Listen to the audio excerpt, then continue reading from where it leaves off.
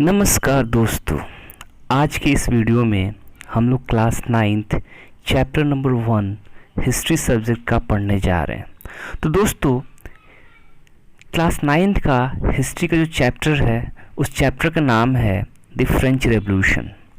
देखिए, इस चैप्टर के अंदर जो है फ्रांस के अंदर जो आंदोलन हुआ था, जो वहाँ बगावत के बाद एक नई सिस्टम शुरू हुई थी, उस सिस्टम के बारे में हम लोग इस चैप्टर के अंदर पढ़ने वाले हैं। तो चलिए स्टूडेंट्स, अभी हम शुरू करते हैं फ्रेंच रेवोल्यूशन के बारे में। हम लोग इसका जो हर एक लाइन है उस लाइन को पढ़ेंगे और समझेंगे कि कैसे वहाँ पे लोगों ने आंदोलन किया और उससे उनको क्या क्या फ़ायदा हुआ। तो चलिए शुरू करते हैं। On the morning of 14 July 1789 the city of Paris was in a state of alarm. The king had commanded troops to move into the city. Rumors spread that he would soon order the army to open fire upon the citizens. Some 7,000 men and women gathered in front of the town hall and decided to form a people's militia. They break into a number of government buildings in search of arms.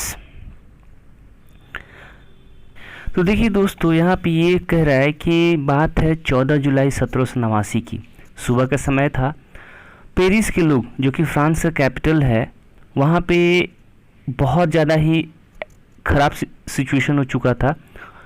हुआ क्या कि वहाँ का जो राजा था उसने अपने troops को कमांड कर दिया था कि उनको शहर के अंदर जाना है, और लोगों में ये अफवाह फैल गई कि आर्मी जो है हमारे ऊपर कभी भी गोलीबारी कर सकती है। तो उसमें से करीब करीब 7,000 आदमी और औरत जो है टाउन हॉल के सामने इकट्ठा हुए और उन्होंने एक ग्रुप बनाया, उसका नाम रखा मिलिशिया। कि उस ग्रुप का जो एक नाम था उसको मिलिशिया तो रखा गया था।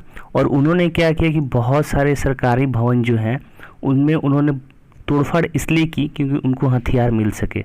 वो हथियार किस लिए? तो भाई उन आर्मी वालों से लड़ने के लिए। देखिए, बात सिंपल है। बात कर रही 14 जुलाई 1789 की बात है। फ्रांस का कैपिटल सिटी है पेरिस, और वहाँ पे बहुत ही ख़राब स्थिति हो चुकी थी। तो चलिए आगे क्या हुआ उसको हम लोग सेकंड पैरा में पढ़कर समझेंगे और उस चीज़ को आगे जानेंगे क्या क्या हुआ वहाँ पे। तो चलिए अभी हम लोग पैरा नंबर 2 पढ़ने वाले हैं। देखिए, पैरा नंबर 2 में ये कह रहा है कि finally a group of several hundred people march toward the eastern part of the city and storm the fortress prison the Bastille, where they hope to find hoarded ammunition. In the armed fight that followed, the commander of the Bastille was killed and the prisoners were released, though there were only 7 of them. Yet the Bastille was hated by all because it stood for the despotic power of the king. The fortress was demolished and its stone fragments were sold into the markets to all those who wished to keep a souvenir of its destruction.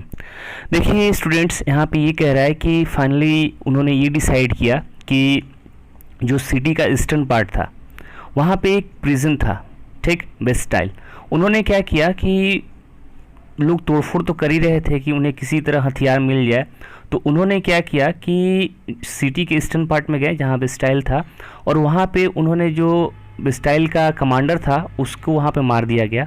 और जो jail के अंदर एक Bastille जो है एक तरीके से जेल था वहाँ पे। और तो हुआ क्या कि उसमें जितने सारे कैदी लोग थे उन कैदियों को छुड़ा दिया गया, ठीक। और लोग जो वहाँ इसलिए गए थे क्योंकि बेस्टाइल, जिससे फ्रांस के लोग, पेरिस के लोग उस जगह से बहुत नफरत करते थे क्योंकि वो राजा का मुख्य केंद्र था जहाँ पे वो अपने हथियारों को रखता था। उन्होंने क्या किया कि जो भी तोड़फोड़ की वहाँ पे, तो उसके हर एक स्टोन को, जो स्टोन जैसे कोई भी दीवार बनी होती है तो उस दीवार का जो स्टोन हुआ करता था उसे जो है मार्केट में इसलिए बेच दिया गया क्योंकि वो लोग अब उसको अपने याद में रखना चाहते थे कि हमारी बर्बादी का। अभी जो है हम लोग पैरा नंबर 3 पढ़ने वाले हैं, पेज नंबर 1 का। तो चलिए शुरू करते हैं। The days that followed saw more writing both in Paris and the country side. Most people were protesting against the high price of bread. Much later, when historians look back upon this time, they saw it as the beginning of chain of events that ultimately led to the execution of the king in France. Though most people at the time did not anticipate this outcome, how and why did this happen. देखिए students, यहाँ पे ये कह रहा है कि जैसे जैसे दिन आगे बढ़ता गया उसमें पेरिस के अंदर बहुत सारे दंगे फसाद होने लगे, और सिर्फ पेरिस के अंदर ही नहीं, ये पूरा का पूरा फ्रांस के अंदर। इसमें बहुत सारे लोग जो हैं वहाँ पे ब्रेड का जो प्राइस बढ़ गया था बहुत ज़्यादा, उसके विरोध में भी लोग बहुत सारे आंदोलन कर रहे थे। काफ़ी आगे, काफ़ी कुछ दिनों बाद जो है कुछ हिस्टोरियंस जो है वो उस समय को देखते हुए ये कहते हैं कि वो तो एक शुरुआत थी लोगों का फ्रांस में राजा के खिलाफ जो है उनको कैसे हटाया जाए, और उसका जो आउटकम हुआ, जो लोगों पे प्रभाव पड़ा, वो बहुत ज़्यादा प्रभाव था। ये कैसे हुआ, क्यों हुआ, हम लोग जो है इस पेज नंबर 2 के चैप्टर में देखिए दोस्तों, हम लोग जो है बारी बारी से एक एक पेज करके ही पढ़ेंगे, क्योंकि होता है क्या है कि अगर लगातार हम लोग 2-3 पेज पढ़ें तो समझ में नहीं आएगा। तो हम आप सभी लोग से रिक्वेस्ट करते हैं कि मैं तो सारे जितने भी पेजेस हैं इस चैप्टर के अंदर सारे का वीडियो तो बनाऊंगा, लेकिन मैं आप सभी लोग से रिक्वेस्ट करूंगा कि आप लोग अगर ये वीडियो अच्छा लगा, अगर आप इससे कुछ नॉलेज आपको मिला, तो आप ज़रूर इस वीडियो को लाइक करें, लोगों तक शेयर करें, और हमारे इस चैनल को सब्सक्राइब करना ना भूलें। देखिए, एक सेल्फ स्टडी जो चैनल हम लोग बनाए हैं वो आपके बेनिफिट के लिए बनाए हैं, और हम चाहते हैं कि बहुत सारे लोग जो है इससे बेनिफिट हो, क्योंकि देखिए अभी तो लॉकडाउन का पीरियड चल रहा है और लोग जो है इसमें मतलब काफ़ी ज़्यादा उनके पास कोई रिसोर्सेज नहीं है।